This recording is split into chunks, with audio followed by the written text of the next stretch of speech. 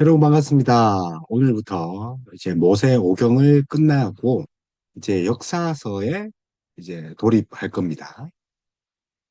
그래서 역시 모세 오경을 또 기반으로 해서 그 해석을 기준으로 역사서를 이제 볼 거예요. 그래서 이스라엘 민족이 하나님 은혜로 인해서 한 민족을 이루고 또 율법을 수여받습니다. 그 내용이 모세 오경까지죠. 그런데 이제 모세가 죽고 이제 가나안 땅, 하나님이 약속하신 그 땅에 들어가려는 차에 누가 등장합니까? 요수아가 그 바톤을 이제 이어받는 거죠. 그래서 이제 요수아가 본격적으로 가나안 땅을 차지하고, 뭐 가나안 땅의 차지함으로 발생되는 이야기입니다.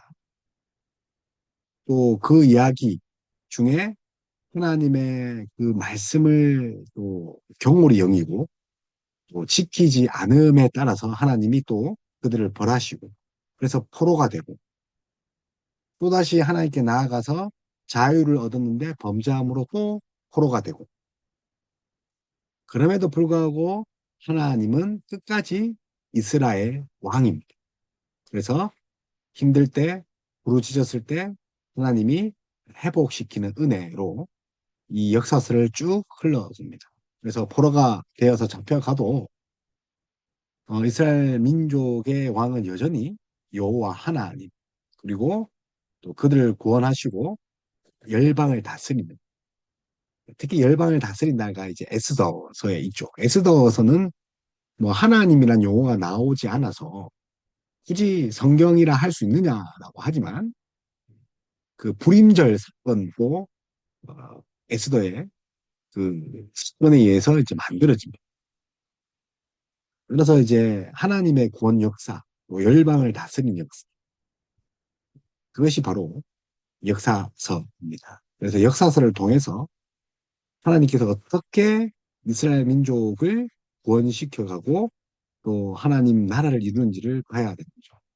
그래서 모세오경이 이스라엘 역사를 해석하는 기준이 되어 있기 때문에 우리 모세오경 우리 배우지 않았습니까? 참 중요합니다. 그래서 이집트, 애굽에서 구원하신 하나님이 여전히 동일하게 이스라엘 민족을 구원하시고 은혜로 또 인도하신 그것이 이스라엘 민족입니다. 그래서 이 민족의 역사는 다윗과 그 맺은 언약, 이 다윗의 역할과 여호와께서 또 다윗과 맺은 그 언약에 안심을 가지고 어떻게 다윗의 언약을 이루어 가시는가, 어떻게 또 참고 인내하시는가가 잘 관전 포인트입니다. 그래서 BC 1406년에 1406 가나안 입성을 하죠. 그리고 여호수아가 죽고 나서 무슨 시대가 이어납니까?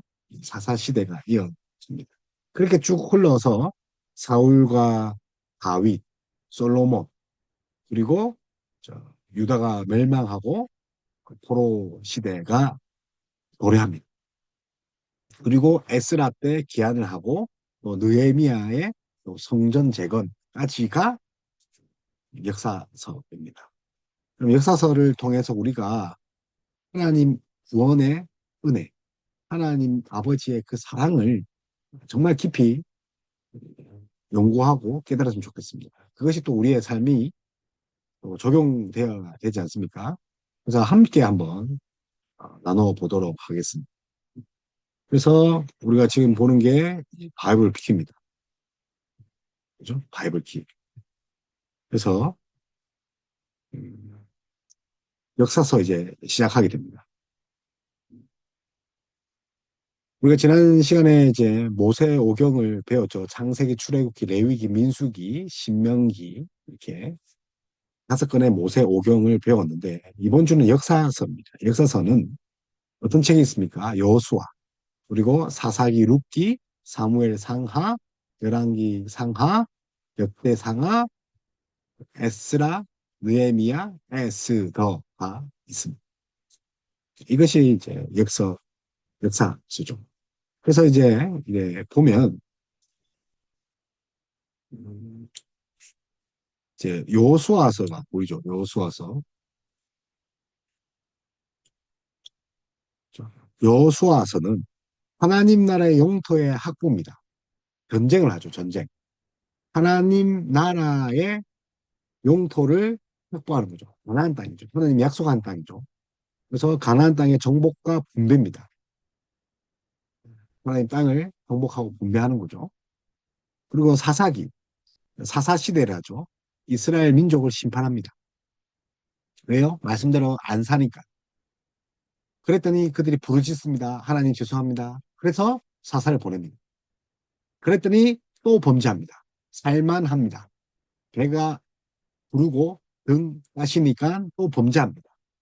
그러면 심판이 엄히 또 임하고 또 부르짖고 또 범죄하고 이런 것이 계속 반복되는 게 사사기입니다. 그래서 사사들을 통해서 하나님이 구원하시고 그들에게 또 왕의 필요성을 줍니다. 룻기죠. 우리가 잘 아는 룻기, 보아스가 나오고 나오미가 나오고 그래서 룻과 보아스의 희생적 사랑을 통해서 누가 태어납니까? 다윗의 가문이 이제 시작되고 이제 회복되고 그래서 사사 시대 말에 말기의 역사가 룻기죠. 근데 참 기묘한 게 이 사사 시대 그 암흑의 시대를 그 어둠이 물러가고 이제 빛이 오르는데 그 빛의 시작이 다윗의 가문의 이제 출발입니다. 그리고 사무엘은 선지자지 않습니까? 사무엘이 또 누굴 세웁니까? 두 왕을 세우죠. 사울과 다윗입니다. 한 명은 또 하나님께서 버리신 왕이 되고 한 명은 하나님이 세우시는 왕이 됩니다. 그래서 사무엘의 중보 기도를 이제 우리가 중보를 알 수 있죠. 그래서 다윗의 성공을 통한 왕국의 독립을 사무엘 상하에서 볼 수 있고. 그 다음에 이제 열왕기로 넘어옵니다. 이제 다윗의 이야기입니다. 그래서 사무엘에는 사울과 하에는 다윗의 이야기가 있다면 열왕기에는 누구의 이야기가 있습니까? 솔로몬입니다. 솔로몬의 그런 통치들 이런 이야기가 쭉 나면서 이제 솔로몬 때부터 이제 분열 왕국이 시작됩니다. 그래서 다윗의 범죄함으로 말미암아 이제 분열 왕국 시대가 되고 남북 이스라엘이 이제 각각 멸망. 그래서 어떻게 됩니까? 포로로 이제 끌려가게 생겼죠. 아수르의 침공을 또 잊게 되니까. 이제 그때 또 나타난 게 누굽니까? 선지자입니다. 그래서 엘리사가 선지자로 나타나서 그 또 이스라엘 민족의 그 역사성, 나라와 하나님 백성으로의 그런 정체감을 회복시켜 주죠. 그래서 하나님이 위기 때에 또 선지자를 보내십니다. 또 역대상은 호로기안 그 공동체의 족보입니다. 호로기안. 그래서 예배와 왕국의 회복이 역대상 하에 이렇게 나와 있습니다. 그래서 예배와 왕국의 회복과 소망. 그래서 고레스 칙령 제일 중요하지 않습니까? 고레스 칙령을 인해서 주전 538년에 다시 고국으로 돌아가게 되는 거죠. 그 다음에 에스라입니다. 에스라 스 있죠. 그래서 포로기안 공동체의 성전을 재건합니다. 끝에서 역대기는 족보입니다. 포로기안을 한 그 이스라엘 민족의 족보라면 에스라는 족보가 아니라 이제 성전을 에스라 때 주전 520년 동안 520년에서 516년 사이에 성전을 재건하는 게 에스라 학자지 않습니까? 학자 율법을 읽고 낭독하고 말씀을 찍고 회개하는 그런 에스라의 기한과 율법의 회복이 있는 거죠. 그다음에 느헤미야죠. 우리 잘 아는 술 맡은 간원 느헤미야. 주전 445년에 성벽을 재건합니다. 그리고 그들의 삶을 개혁합니다. 회복의 역사가 일어나는 거죠. 그리고 에스더는 페르시아 그 아하수에로 왕의 그런 이야기지 않습니까? 그 이야기에 그 왕후 에스더가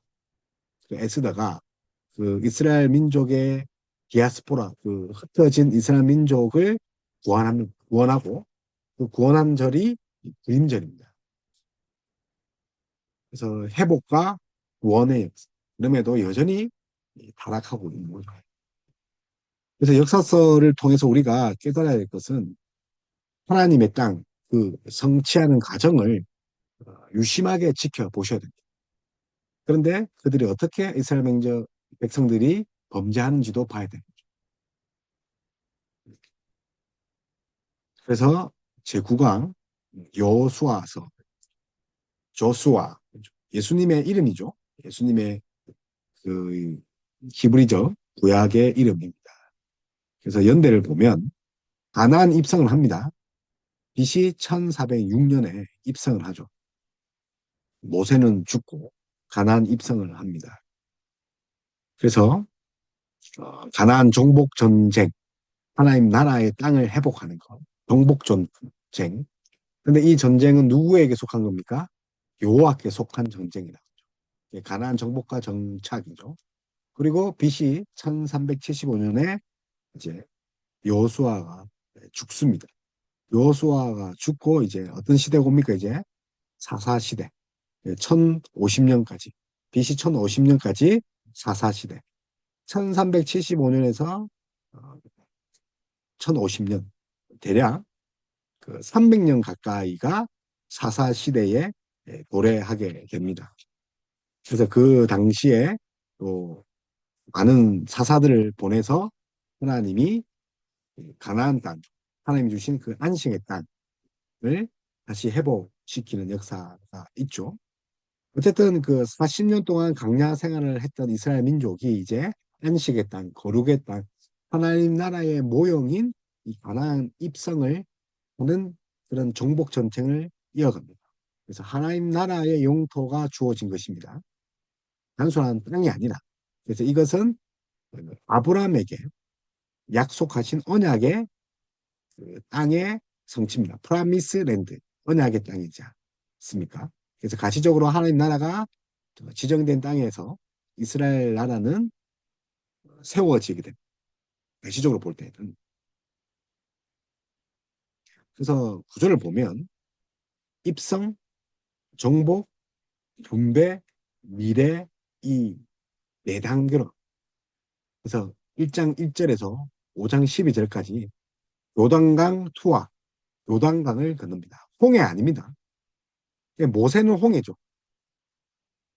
그러나 요수아는 요단강입니다. 퍼포먼스가 똑같다는 것은 강을 건넜다는 것은 요수아가 모세와 같은 지도력을 가지고 있다. 모세와 동급이라는 거죠. 그래서 요단강을 건넙니다. 입성. 그리고 5장 13절부터 12장 24절까지 경복입니다. 그래서 중부에서부터 남부, 남부에서부터 북부로 서서히 올라가면서 그 땅을 취하면서 정복합니다. 그리고 땅을 정복했으면 12지파에게 분배해야 되는 그런 일이 남아 있는 거죠. 그래서 21장까지 길갈과 세겜 땅을 이제 분배합니다. 하나님 나라의 땅을 분배하는 거. 그리고 마지막 24장까지는 언약의 갱신입니다. 그래서 그 갱신이 뭡니까? 세겜 땅에서 갱신을 하는데 예배하라는 거. 성김이 뭐라고 그러죠? 나는 여호와 하나님만 섬기겠다.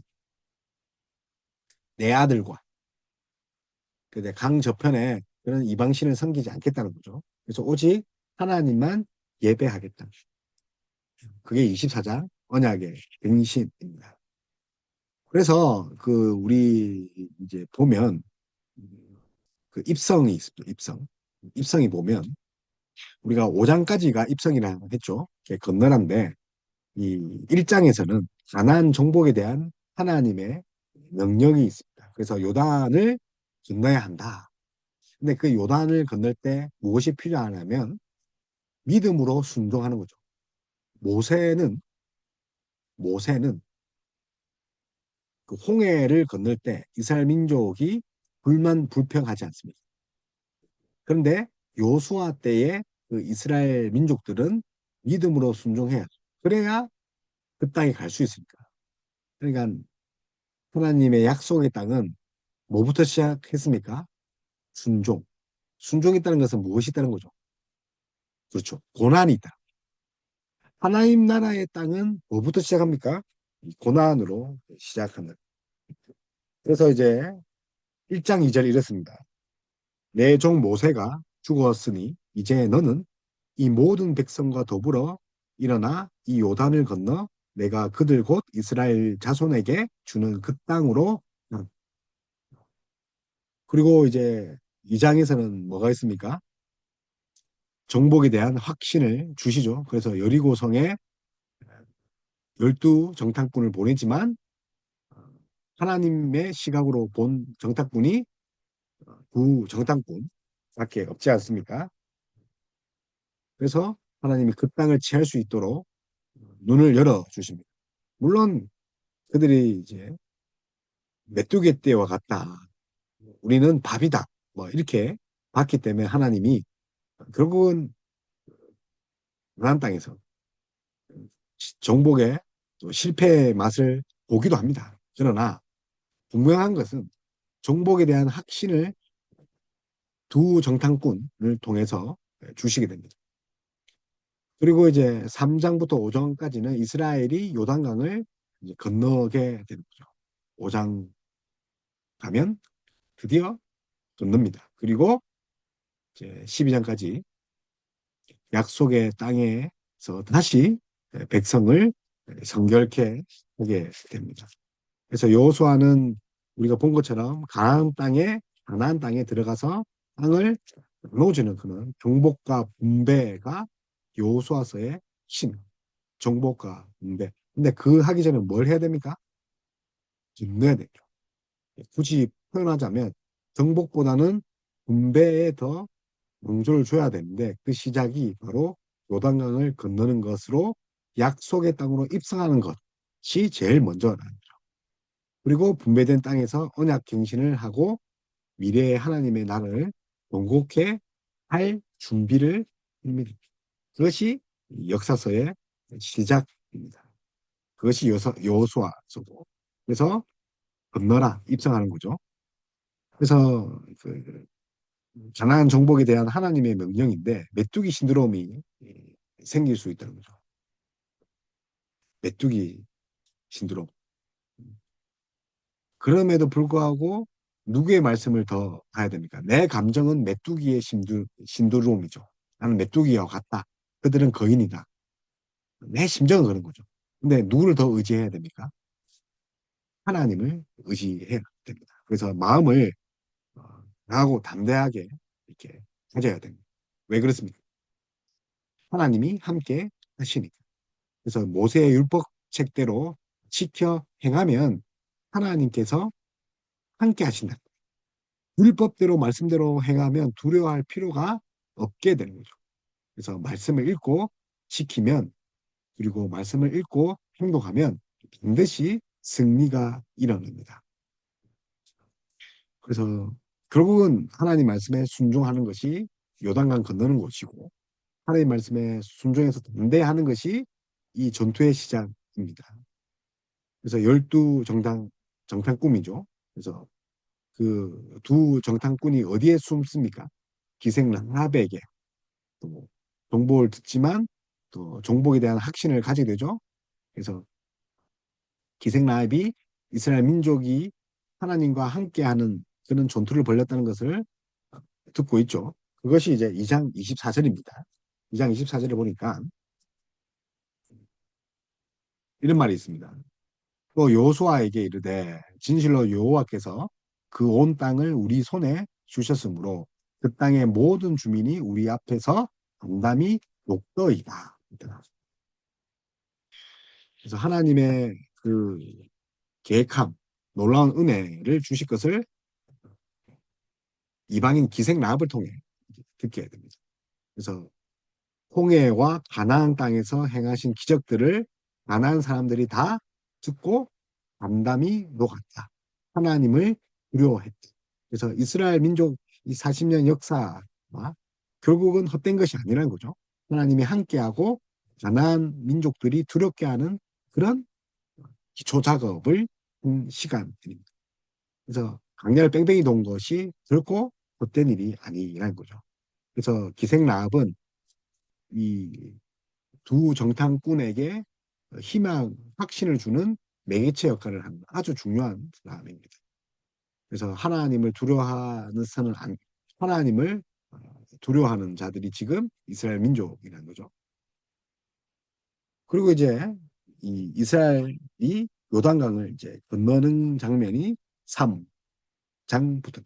그래서 하나님께서 이제 요단강물을 상류에서 이제 쌓으시는 그 기적을 통해서 이스라엘에게 몇 가지 사실을 이제 알리는 장면들이 3장 7절에 있습니다. 3장 7절에 보면 너를 온 이스라엘의 목전에서 크게 하여 내가 모세와 함께 있었던 같이 너와 함께 있을 것이다. 3장 7절에서 10절 말씀입니다. 너라는 것은 여호수아입니다. 모세와 함께 있었던 것처럼 함께 있겠다. 그리고 두 번째는 살아계신 하나님이 너희 가운데 계신다. 이스라엘 민족 가운데 함께하고 계신다. 그래서 뭘 해야 된다는 걸 자꾸 이야기하는 거지만 반대해야 된다. 그리고 세 번째 뭡니까? 하나님이 가나안 족속과 헷 족속과 히비 족속과 브리스 족속과 기르가스 족속과 아무리 족속과 여부수 족속을 너희 앞에서 반드시 쫓아내실 것이라고 약속하십니다. 가나안 일곱 족속이지 않습니까? 그들을 하나님이 반드시 쫓아보내게 하셔서 12돌을 세워 하나님의 기적에 대한 기념물을 세우게끔. 그래서 결국은 하나님의 그는 약속은 성취된다. 그래서 결국은 그 5장부터는 약속의 땅에서 다시 백성들을 성결케 하는 거죠. 그래서 그 이스라엘 민족이 어디서 그 베이스 캠프를 칩니까? 요단강을 건너서 이제 길갈에서 이제 베이스 캠프를 칩니다. 그래서 이 길갈은 그 애굽에서의 노예살이의 수치가 굴러갔다. 그런 의미겠습니다. 수치가 굴러갔다. 이제 하나님의 종으로 살지 이제 더 이상 애굽의 종으로 살지 않을 것이다. 수치가 굴러갔다. 그래서 이스라엘 민족은 뭐합니까? 할례와 유월절 의식을 합니다. 할례. 할례는 표피를 떼내는 거지 않습니까? 그래서 이스라엘 민족의 정체성을 다시 회복하는 것이 할례입니다. 그래서 죽음을 의미하는 거죠. 죽음을. 그리고 다시 살았다는 거죠. 이제 예전에 나의 노예 생활은 죽었다. 그리고 유월절 의식을 하는 거죠. 유월절. 유월절 의식은 뭐냐면 그 어린 양의 피를 무설주에 바르니까 재앙이 넘어갔죠. 그래서 우리가 어떤 사람이냐. 하나님이 우리를 구원한 하나님의 백성이라는 거죠. 유월절에 어린 양, 유월절. 자, 그래서 약속의 땅에서 다시 백성을 성결케 하는 그런 장이 이제 5장부터 시작되고 이제 본격적으로 가나안 전투의 이제 서막이 시작됩니다. 그래서 정복 전투죠. 아주 긴 시간입니다. 그래서 가나안 정복을 하기 위해 지켜야 할 조건들이 있습니다. 그래서 5장에서부터 8절까지 하나님께서는 이 정복하기 위해서는 어떻게 해야 된답니까? 여호수아를 통해서 하나님이 이스라엘 민족에게 원하신 것은 여호와의 군대 장관의 견연입니다. 이 싸움은 누구의 싸움이라는 거죠? 여호와 하나님의 싸움인 거죠. 단지 영토를 차지하고 확보하는 것이 아니라 거룩한 전쟁. 그래서 여호와의 군대 장관의 현현. 그러니까 하나님이 대장이라. 그러니 이 싸움은 거룩한 전쟁이다. 더럽혀진 사람을 몰아내고 거룩한 나라를 세우는 전쟁입니다. 우리가 이 땅에 살면서 세상에서 어떤 전쟁을 합니까? 더럽혀진 사람을 몰아내고 하나님의 거룩한 나라를 세우는 거죠. 그래서 무력적으로 하는 것이 아니라 복음으로 그 땅을 회복시키는 것이 우리 신약 시대의 우리 성도들이지 않습니까? 그래서 하나님께서 전쟁터로 나가시는 모습이자 가나안 정복이 하나님의 거룩한 정쟁임을 나타내는 것이 이제 5장입니다. 그래서 여호수아는 하나님이 이스라엘의 편인지를 묻지 말고 이스라엘이 하나님의 편인지를 먼저 물어야 한다. 하나님이 나의 편입니까? 그것이 아니라 내가 하나님 편인지를 먼저 물어라고 합니다. 그리고 여리고성을 드디어 6장에서 정복하죠. 그래서 하나님의 전쟁의 기념품이 되기 때문에 다시는 짓지 못하는 거죠. 여리고성은 헤렘이지 않습니까? 헤렘은 그 모든 것을 전멸시키는 건데 왜 전멸시키는 겁니까? 하나님 거니까. 인간이 가지면 안 되니까. 그래서 첫 성이기 때문에 그 여호와 전쟁의 첫 번째 전쟁 승리이기 때문에 다시 그 성을 짓지 않는 거죠. 그것이 이제 여리고성. 나중에 가면 또 우리 사사시대에 짓지 않습니까? 그래서 그 여리고성의 그는 요수아의 그 저주가 또 다시 재건하는 그런 어, 사람의 그 자녀에게 임하지 않습니까? 그래서 여리고성 정복은 명백하게 하나님이 진두지휘하는 그런 정책이다. 그래서 가나안 땅의 첫 열매니까 하나님께 온전히 바쳐드려야 되는 거죠.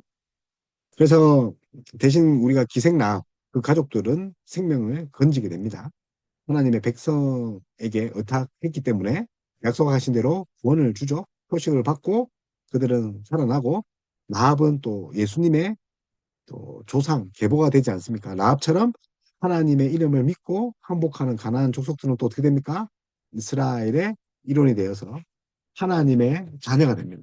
이때 당시에도 이방인에게도 하나님의 복음이 활짝 열려져 있습니다.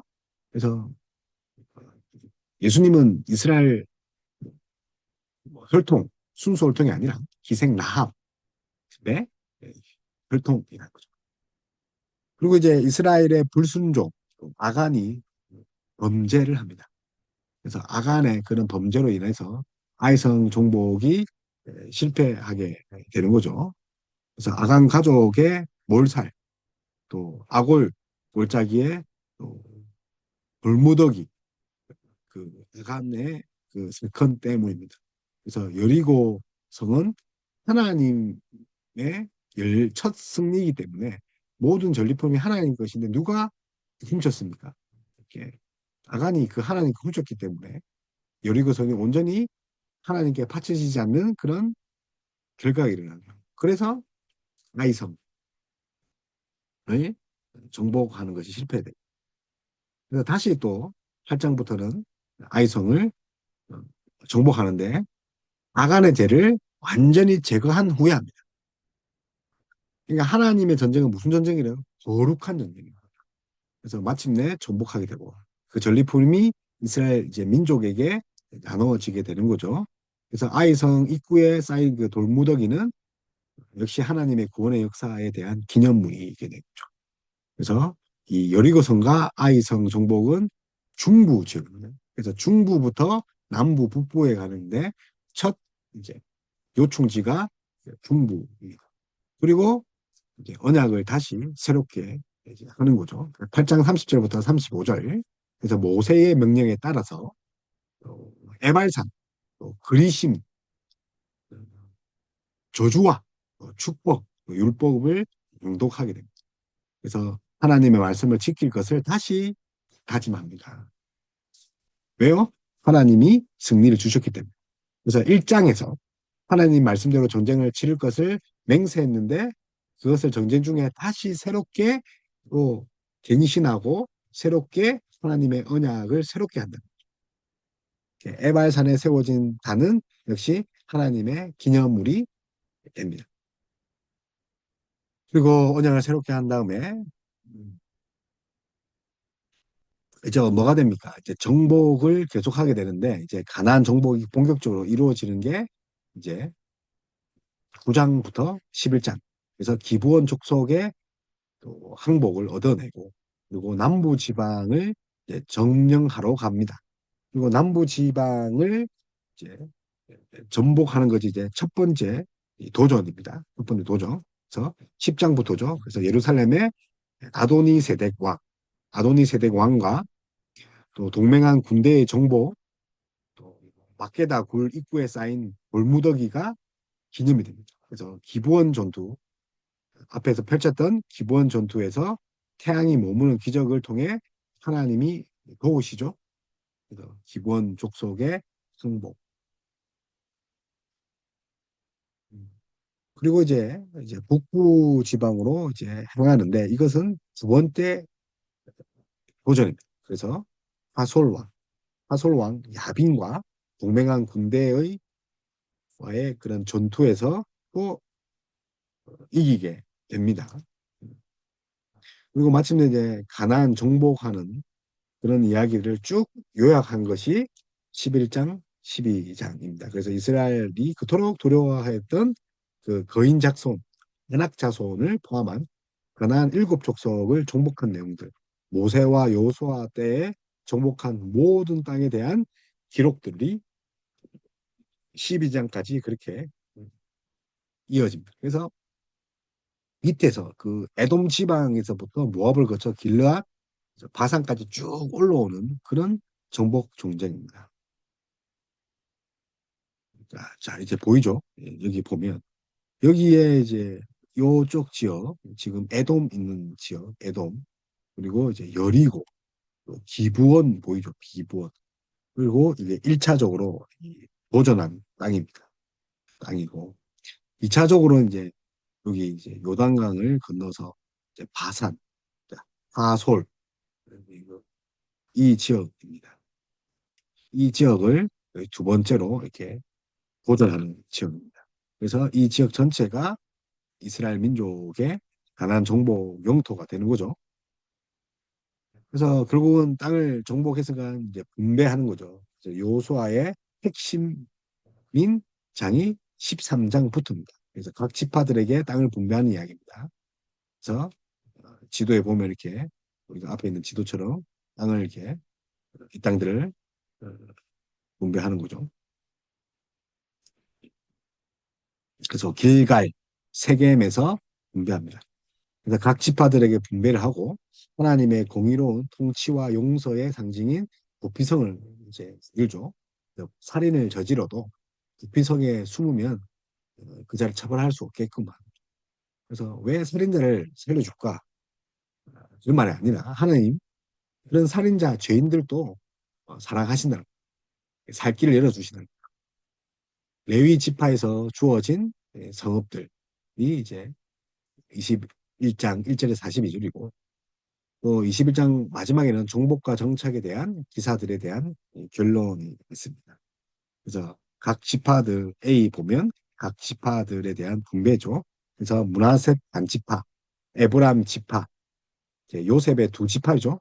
두 지파에게 나눠지고 또 유다 지파에게도 나눠지고 그래서 유다 지파와 또 갈렙의 적극적인 그런 정복 정두 종목 정복을 하는 그 의지가 천명하는 장이 또 있지 않습니까? 그래서 내게 이 산지를 주십시오. 그래서 유다 지파의 갈렙의 그런 정복하고자 하는 의지가 있고 또 요새 지파의 주저함 그런 모습이 있습니다. 그래서 실로에서 행해진 그런 분배, 실로에서 땅 조사, 또 베냐민, 또 시므온, 스불론, 이사갈, 아셀, 딸리, 단, 여수아. 그래서 땅 분배가 이루어집니다. 그래서 하나님의 공의로운 통치와 용서의 상징인 도피성을 20장에 방금 짓는다고 했죠. 그렇게 분배가 이루어집니다. 그리고 나서 마지막은 뭡니까? 미래에 대한 이야기, 언약의 갱신, 하나님을 예배하는 것. 요당 동편 지파들이 돌아가고 하나님의 백성의 삶을 서쪽 지파들과 공유할 것을 약속하는 것이 22장입니다. 그래서 요수아의 겉면들이 이어서 23편 나오고 마지막 24장에는 세겜에서 요수아의 언약의 갱신이 이루어집니다. 그래서 여호와만 섬기라.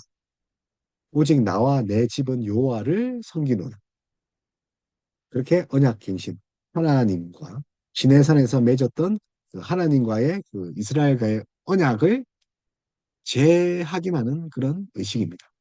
따라서 그 시내산 언약이 율법을 준 것이 어떤 뜻이 있다고요? 하나님이 하나님의 백성을 부르셔서 하나님이 하나님 백성과 언약을 맺으신 거죠. 그것을 재확인한 것이 요수아가 세겜 언약이라는 거죠. 그래서 하나님 나라의 영토 가나안에서 이스라엘은 하나님을 왕으로 섬기는 하나님의 거룩한 백성이어야 한다. 그것이 이제 세겜 언약, 그 언약의 갱신의 그런 핵심에 이르고 그 핵심으로 큰 돌을 세우지 않습니까? 그래서 결론은 뭡니까? 이렇게 많은 땅들을 서로 이렇게 분배합니다. 그래서 지무원, 단이 나중에 또 여위로 올라갑니다. 근데 여기 초기에는 단이고 에브라임이고 므낫세, 스불론, 아셀, 납달리, 또 갓, 루벤 이런 또 베냐민 이런 땅들을 볼 수 있는 거죠. 그래서 가나안 땅에 하나님 땅을 취하는 가나안 땅을 취하는 그런 결론이 됩니다. 그래서 여호수아가 이제 죽고 장사되고 애굽에서 가지고 왔던 요셉의 뼈가 세겜에 묻히고 엘르아살 제사장이 죽어서 장사된 사건들이 기록되어 있는 장이 24장에서 34장까지입니다. 그래서 하나님 약속대로 이스라엘 민족이 가나안 땅을 정복하고 정착한다.